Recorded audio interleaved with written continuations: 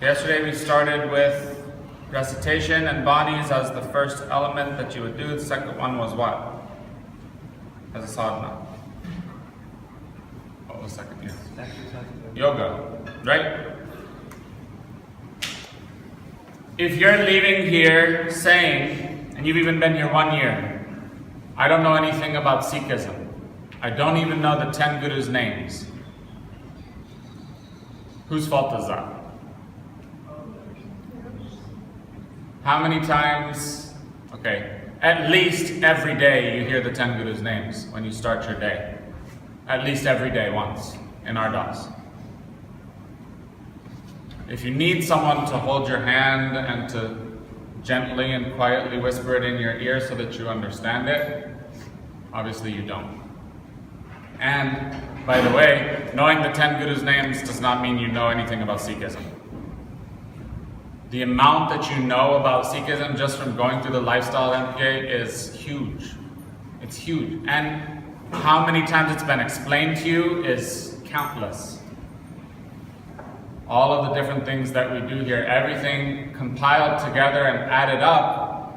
So, first off, yes, if you ever feel that you're in a position where you're walking away from a year of your life and you don't understand the things that you learned and you feel like, well, feeling you could have learned more is great. That's a great place to be.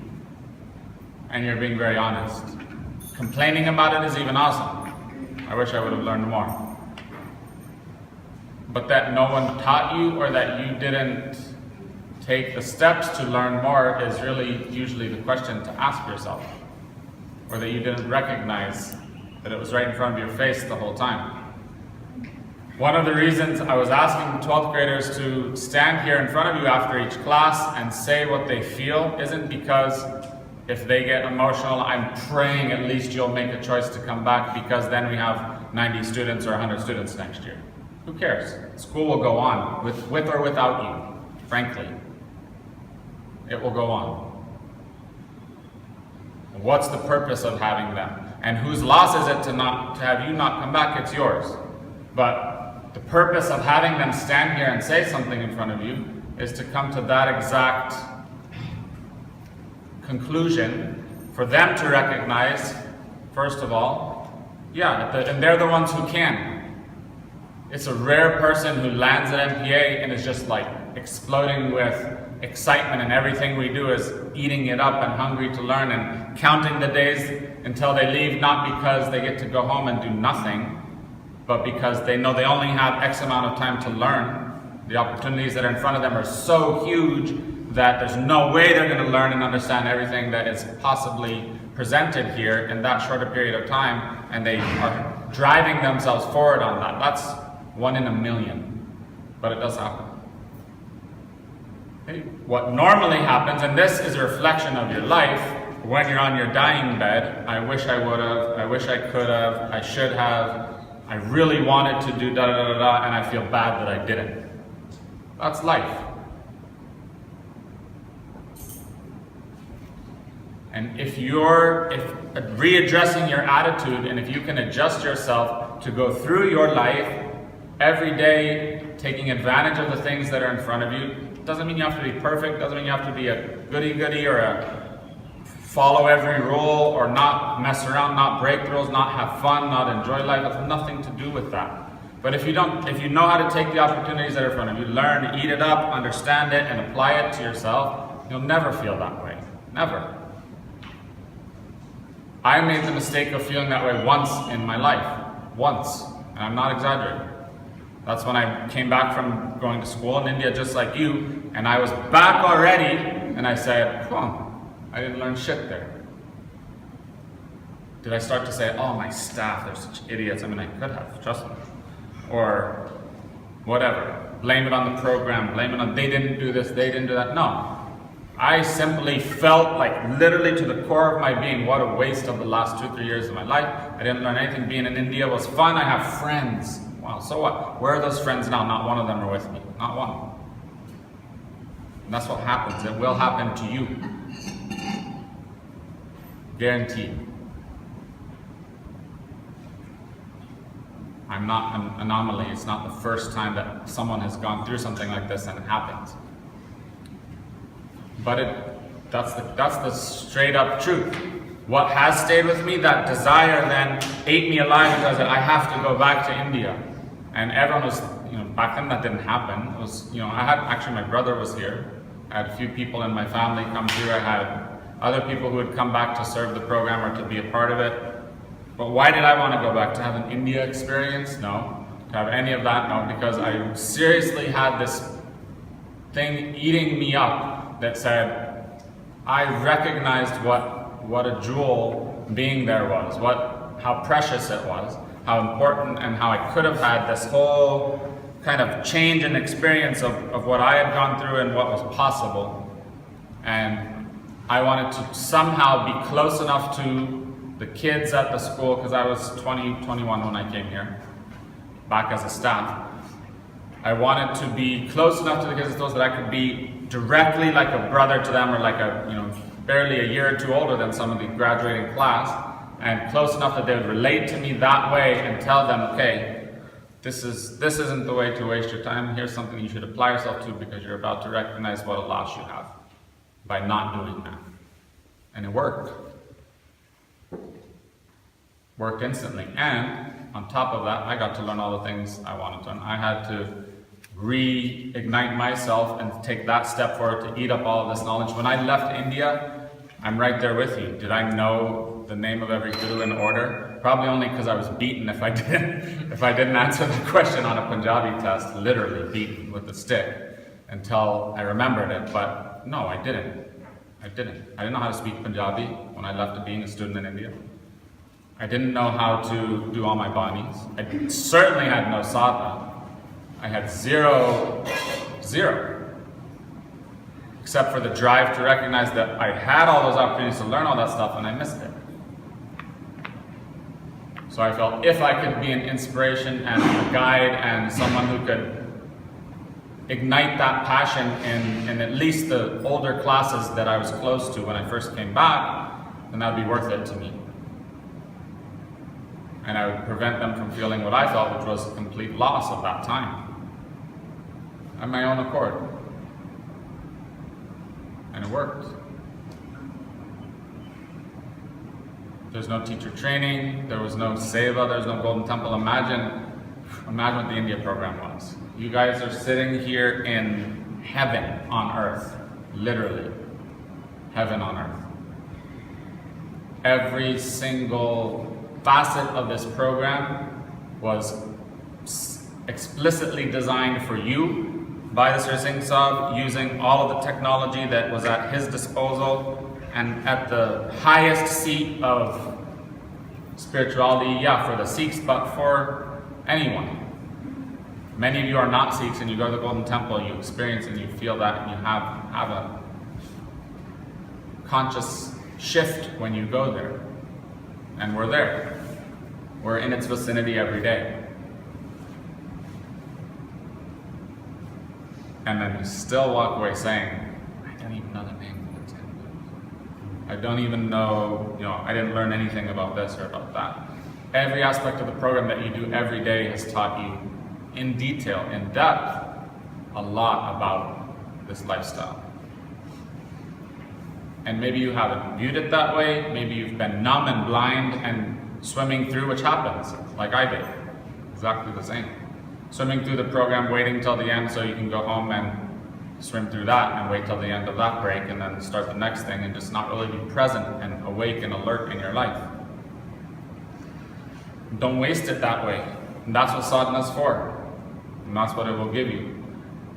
Also, there's a sweet side to everyone coming here and saying, you guys are so great, you're the leaders of tomorrow, I look at you and I have hope and inspired and all that, and that's all true. And you hear that from us often too. Us staff at the school, leaders at the school, whoever. You do hear it. But there's also a flip side to that. Sometimes selling yourself short is not a strength and not something that we want to support. Your age, some of the older ones, you guys leaving here, an 11-minute kriya is not a sadhana. Doing japji every morning is beautiful and great, but you can do 10 times that.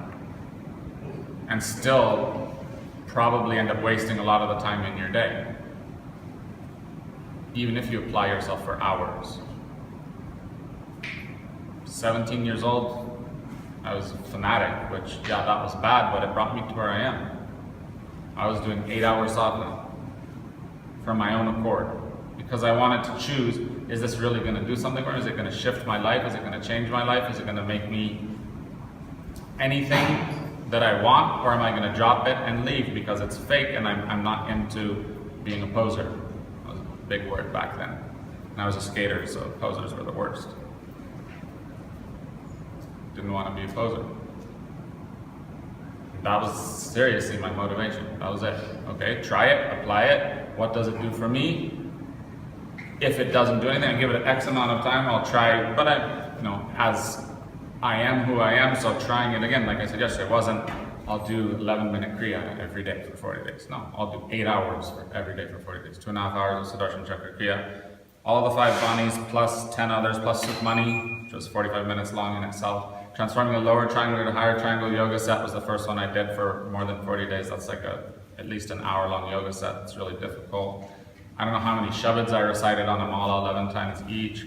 Exercised every day. I did a Sahaj Path in that time, read the entire Sri Guru Granth Sahib slowly each day, and worked on myself.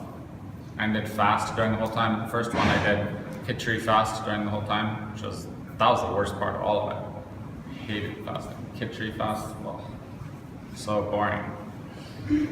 Of all of those things, that was the hardest for me. It was the worst. I'd rather sit and meditate for 3 hours than eat khichdi every day. And that led me to believe that there was something there. It gave me an experience and it allowed me to continue with that. But during that time, all the friends that I had, that I was partying with and that I was so close, I mean, you guys are close to each other, I was that or more with my friends. I'd been with them for 9 years. Every day, same dorm, same room, same group of people, never changed.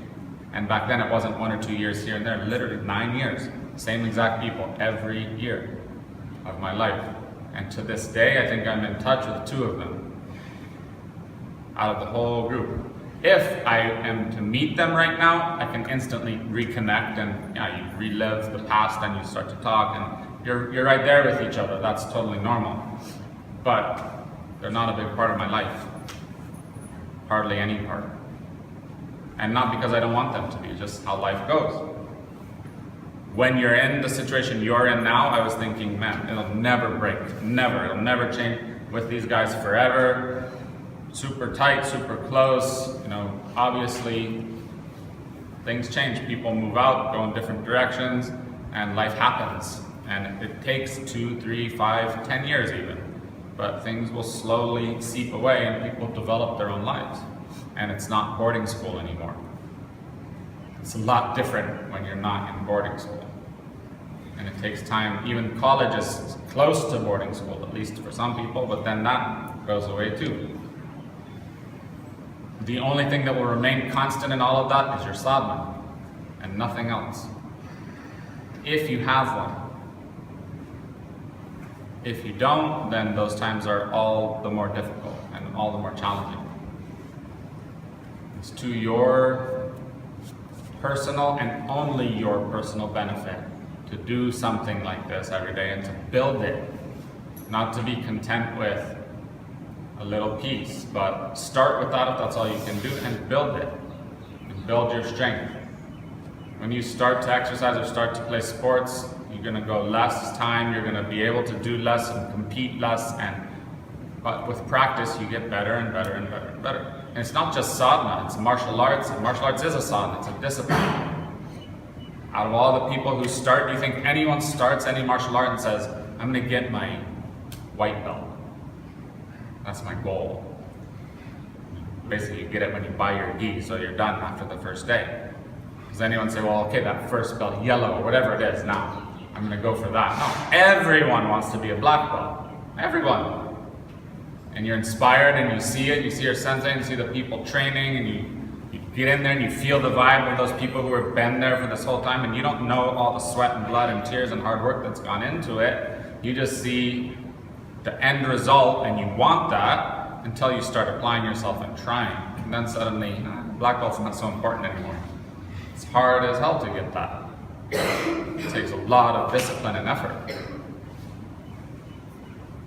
Sadhana's the same way. You want to get good at dance, you want to get good at basketball, soccer, volleyball, anything like that. It's fun here and we're playing for fun and we're doing this, but you want to get to a level where it's something that's your passion and it drives you, which is great. Some people have that. One of my friends, close friends right now, wanted to be in the NBA when he was an NBA. And we all just laughed at him. Like, that'll never happen. Like, why are you trying to crush my dreams? It's gonna happen. Okay. If you're playing at NBA, and you're not even that good here in 12th grade, wait until you leave here and see what it takes. By the time you're 18, first of all, you can't even touch the rim, can't do anything. It's not gonna happen. Just not to crush your dreams, but maybe you should have dream B and dream C and dream D, so that in case you don't make it to the NBA, you'll have something else to follow up on. And it took him 5 years to realize that even when he left. He still thinks he's in the NBA. The only thing that will remain consistent through all that and that will be successful and give you that feeling of contentment is a connection to your soul, a connection to yourself, and sadhana will give you that. Okay, first aspect was chanting, recitation. It's an important part of it. If you do Mool Mantra for 11 minutes or 11 times or 108 times or 140 or something that you can do, that's great. If you can do all of Japji, better. If you can do all 5 Banis, really good. If you can add on to that, best. You have, the sky's the limit at that point. You have so much, and you'll start to do them and you'll feel all these different experiences with them, and it will, first experience I told you I ever had with any sort of practice when I was doing all that sadhana was that same during that time was reciting Raras. The first thing that I actually felt elevated from, like physical feeling of elevation that wasn't drug induced, that was real. It's from Raras. It's very powerful and it will remain with you forever. Second part is yoga. Okay, you can do, again, levels. You can do a couple exercises. If you don't do anything this summer and you do 3 sets of Sarvan Dandes every day, 26 each, that's awesome. That's great. But it's a baby step. That's a small thing. That takes 3 minutes each set of 26? 10 minutes. It's nothing. And if you add on Swan Kriya, which he said, Yogaji said at your age, if you're doing that, you'll never have a disease or a problem with your flexibility and with your spine, but you have to be consistent. You have to do it every day. Opens up all of the flow of blood and cerebral spinal fluid. 108 takes 3 to 4 minutes. That's another 3 or 4 minutes. Then there's 3 exercises that you can do, and this is kind of like the shortcut, which when you're doing a lot of stuff, it's okay. Find ways to fit things in and still get the maximum benefit. That's what Kundalini Yoga is all about. Otherwise, you'd be sitting in one posture for hours and trying to perfect that. That's a different type of yoga. Then you do 3 kriyas, which we do in the yoga fitness test. Camel pose, bow pose, and frogs. So those 3 minutes, and 108 repetitions is like a complete physical tune-up. And then to top it all off, like the cherry on top, do Sakriya for 3 minutes, or 11 minutes, or if you're really bold, 31 minutes.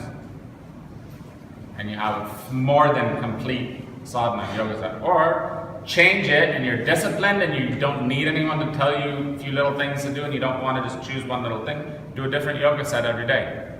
That's great too. That will require extreme personal discipline though. But you can. Okay, stand up. First thing you would do would be to warm up, and the best warm up we have is sun salutation, so hands by your side.